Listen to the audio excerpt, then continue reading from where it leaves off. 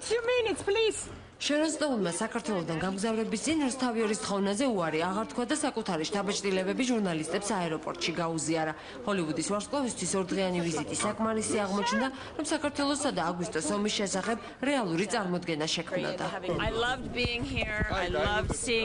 ბედნიერი ვარ, რომ აქ ვიყავი და მოხარული ვარ, რომ თქვენი ქვეყანა ვნახე. ჩემთვის დიდი პატივი იყო საქართველოს გაცნობა. მომეწონა ის ლამაზი ეკლესიები, რომელიც დავათვალიერე და უზომოდ კმაყოფილი ვარ პატრიარქთან შეხვედრით. ქართული კერძები უგემრიელესია წონაში ძალიან მოვიმატე. მოხარული ვარ, რომ ომის შესახებ ფილმის პრემიერას დავესწარი. ძალიან ვწუხვარ იმასაც, რომ ომის გამო ბევრ ადამიანს თავისი სახლების დატოვება მოუხდა. გისურვებთ კარგ მომავალს და ამ მდგომარეობის გამოსწორებას. მე შევხვდი ბევრ ადამიანს თქვენი მთავრობიდან და მინდა გითხრათ, რომ ძალიან კარგი ხელისუფლება გყავთ. შესანიშნავი ხალხი მუშაობს სამართალდამცავ ორგანოებში. ძალიან დიდ პატივს გცემთ.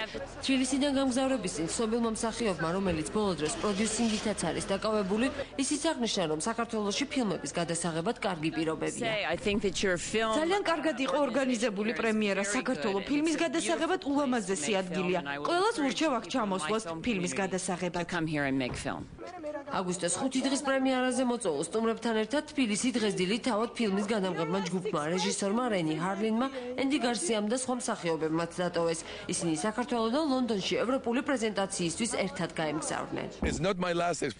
ეს არის ჩემი ბოლო შთაბეჭდილება. მე საქართველოში დავბრუნდები. საქართველო ჩემი მეორე სამშობლოა. ძალიან მიყვარს ეს ქვეყანა და თბილისი.